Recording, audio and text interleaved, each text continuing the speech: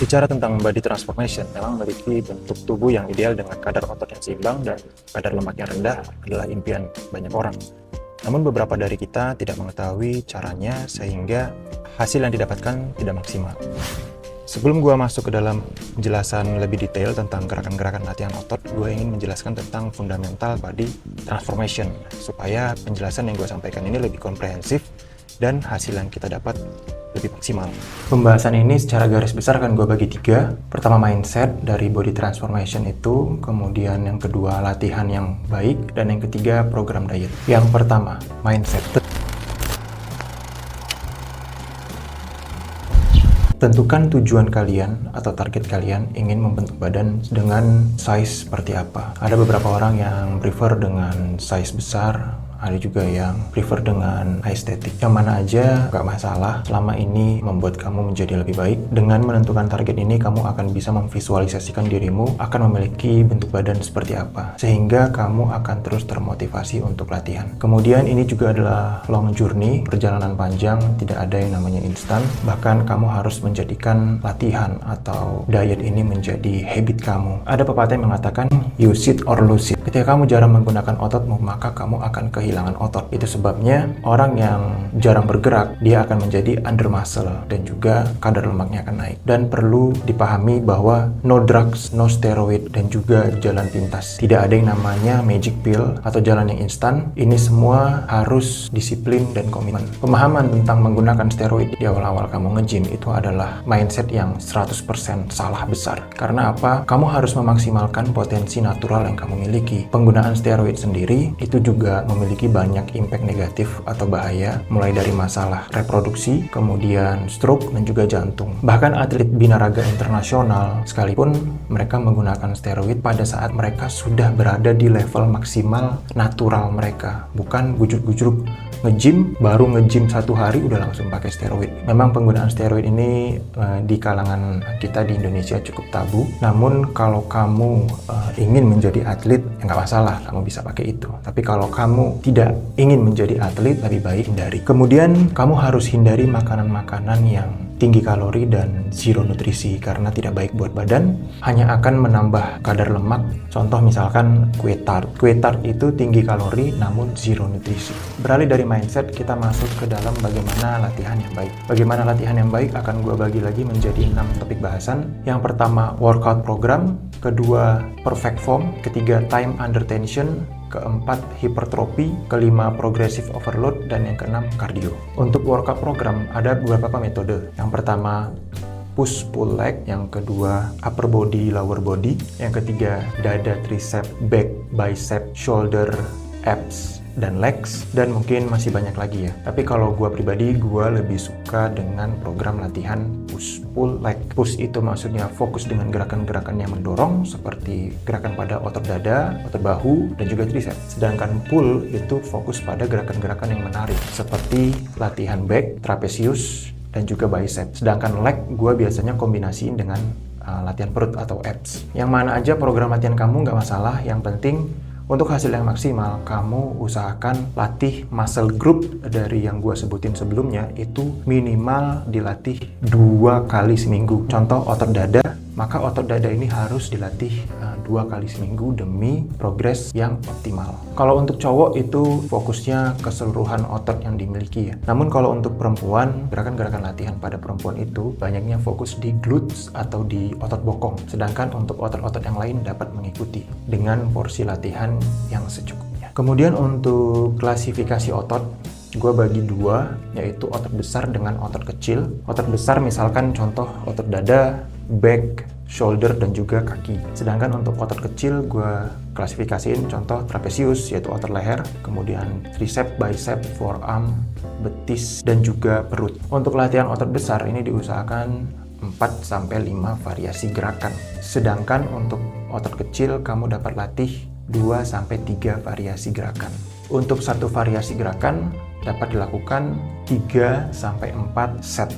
tiap setnya 8-12 kali repetisi. Jadi contoh misalkan kamu latihan otot shoulder, kamu latihan otot shoulder press yang gerakannya mendorong ke atas, ini buat otot bahu secara keseluruhan, itu diklasifikasikan sebagai satu variasi gerakan. Dan kamu lakukan itu untuk shoulder press 3-4 set. Setiap setnya kamu lakukan 8-12 repetisi. Repetisi adalah gerakan yang berulang dalam periode waktu. Jadi untuk tadi gerakan contoh shoulder press, kamu lakukan 4 set, masing-masing set anggap 12, berarti kamu melakukan shoulder press itu sebanyak 12 kali 4. Kemudian setelah workout program, kamu harus memahami tentang bagaimana bentuk form gerakan yang baik. Utamakan bentuk form yang baik dibanding berat beban yang kamu angkat. Untuk form gerakan itu diklasifikasikan menjadi dua. Yang pertama full ROM dan juga PRM. Full ROM adalah full range of motion, sedangkan PRM adalah partial range of motion. Kalau menurut Om Aderaya,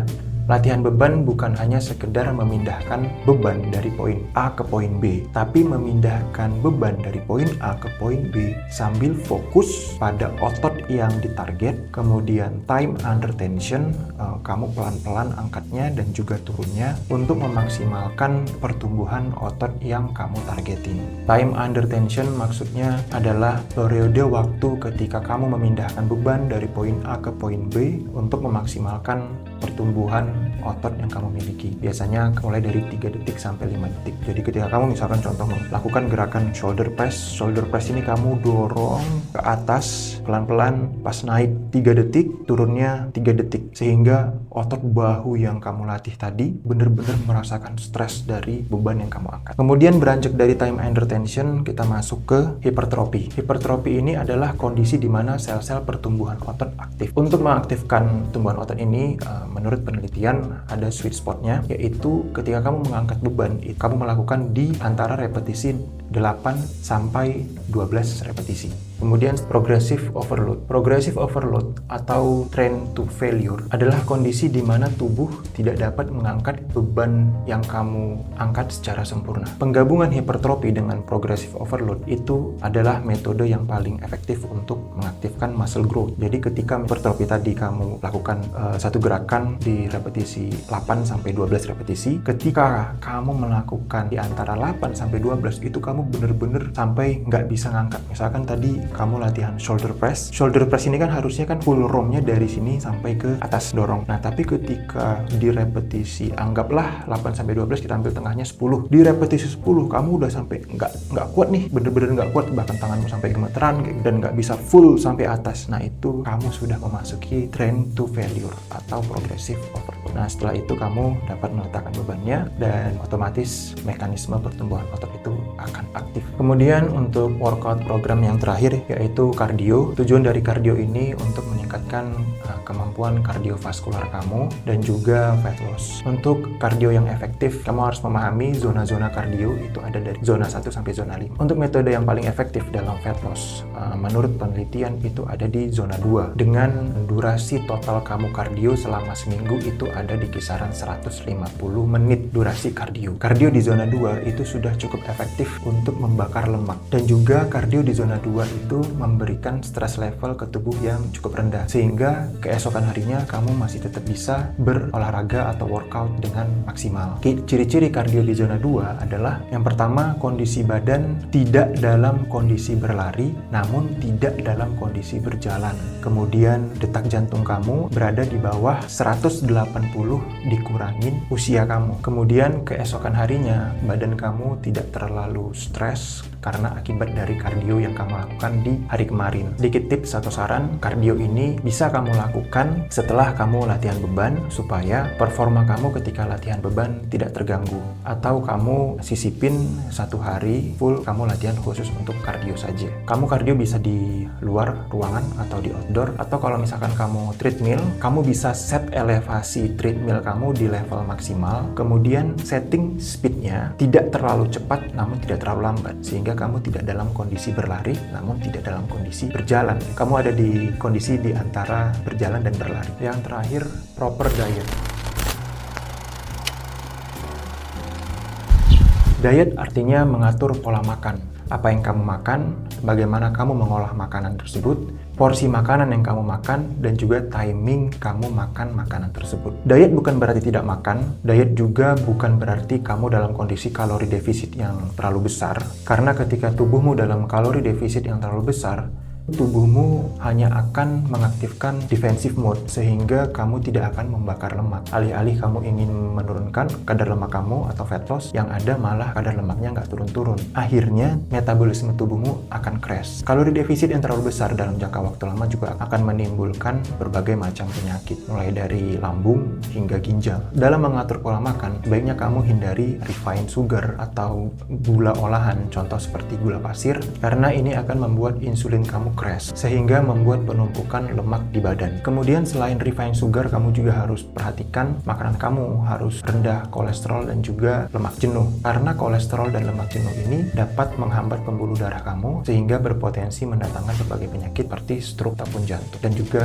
penyakit kardiovaskular lainnya. Contoh makanan yang tinggi kolesterol dan lemak jenuh itu adalah berbagai olahan santan, gorengan, dan juga lemak daging merah. Dalam diet atau mengatur pola makan, dalam program diet gue bagi menjadi 3. Yang pertama cutting. Cutting ini tujuannya untuk menurunkan kadar lemak atau fat loss, yaitu dalam kondisi kalori defisit. Besaran kalori defisit yang ideal ketika kita dalam kondisi cutting yaitu defisit 200-500 kalori. Tidak disarankan lebih dari 500 kalori karena akan membuat metabolisme kita menjadi crash, sehingga malah menimbulkan bumerang pada kita. Misalkan contoh, ketika kamu melakukan aktivitas sehari-hari plus olahraga, itu tubuhmu mengeluarkan 2000 kalori dan kemudian kamu memasukkan 1500 kalori. Berarti dalam kondisi ini kamu ada defisit 500 kalori. Kemudian yang kedua clean bulking atau menaikkan berat badan. Kenapa gua sebutnya clean bulking? Karena beberapa orang yang menaikkan berat badan banyak menempuh jalan makan segalanya, kayak contoh burger, ayam goreng tepung, lain-lain lah yang tinggi kuah-kuah santan atau lemak daging untuk ngejar naik berat badan, yang mana akrabnya kita sebut dengan dirty bulking. Dirty bulking sendiri cenderung memberikan efek negatif kepada tubuh kita karena makanan-makanan yang tinggi kolesterol dan juga tinggi lemak akan berpotensi menimbulkan penyakit seperti yang gue sebutkan tadi sebelum. Dan dalam bulking ini disarankan tubuh kamu surplus kalori sebesar 200-500 kalori. Misalkan tadi kamu kegiatan sehari-harimu plus olahraga membutuhkan 2000 kalori, maka kamu memasukkan sebanyak 2500 kalori ke dalam tubuhmu. Maka dalam kondisi ini kamu memiliki surplus kalori sebesar 500 kalori. Kemudian yang terakhir adalah kondisi maintain diet. Maintain diet ini ketika kalori yang masuk sama dengan kalori yang keluar. Contoh, ketika kamu beraktivitas sehari-hari plus olahraga, kamu membutuhkan 2000 kalori, maka kamu juga akan memasukkan makanan sebesar 2000 kalori. Dalam program cutting atau bulking atau maintain diet tadi, juga harus perhatikan makronutrisi dan mikronutrisi. Makronutrisi itu terdiri dari protein, lemak, dan juga karbohidrat. Sedangkan mikronutrisi itu terdiri dari vitamin, mineral, dan serat. Untuk hasil yang maksimal, asupan protein yang ideal untuk kamu menurut penelitian yaitu di besaran 1,8 sampai 2,2 gram per kilogram berat badan kamu. Jadi 1,8 sampai 2,2. Anggap kita ambil nilai tengahnya angka 2 ya. Dan anggap berat badan kamu 70 kg. Berarti 2 gram per 70 kg berat badanmu, 2 kali 70 sama dengan 140 dalam gram. Berarti protein yang kamu butuhkan apabila berat badanmu 70 kg, maka asupan protein yang dibutuhkan tubuhmu sebesar 140 gram protein. Kemudian untuk lemak dan karbohidrat, kamu tinggal menyesuaikan aja, karena pada dasarnya lemak dan karbohidrat ini sebagai energi kamu untuk melakukan aktivitas sehari-hari. Namun untuk lemak sendiri, tubuh perlu lemak untuk menjaga stabilitas hormon, sehingga kamu tetap harus mengkonsumsi keduanya, atau kalau kamu mau pilih salah satu, saran gua adalah pilih lemak dibanding karbohidrat, karena tanpa lemak metabolisme tubuh akan crash. Dan untuk besaran asupan lemak dan karbohidrat tadi, misalkan kamu dalam kondisi cutting dan dari asupan protein kamu sudah memiliki 800 kalori, sehingga dari 1500 kalori tadi tersisa 700 kalori. Asupan lemak dan karbohidrat ini kamu harus tidak boleh melebihi dari 700 kalori. Kemudian untuk mikronutrisi,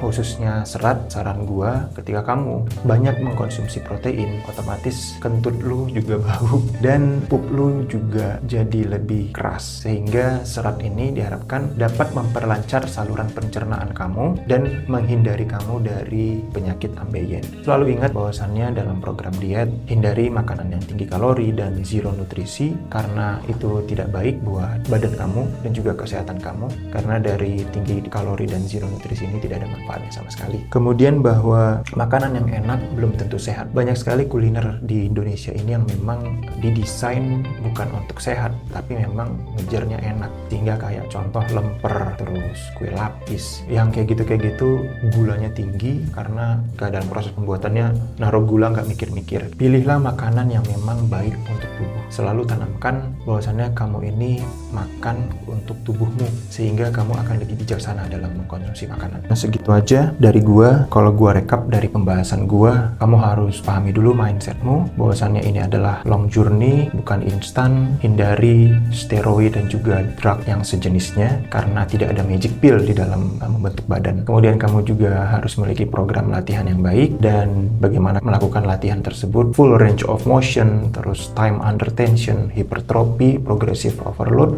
dan juga kamu harus sisipin kardio dalam program latihanmu, karena kardio ini bagus untuk kesehatan kardiovaskular dan kesehatan jangka panjangmu. Dan yang terakhir adalah diet sesuaikan dengan kebutuhan. Like video ini kalau menurut kamu bermanfaat. Jangan lupa subscribe dan nyalakan lonceng pemberitahuan untuk video-video dari SU Journey selanjutnya. Sampai jumpa.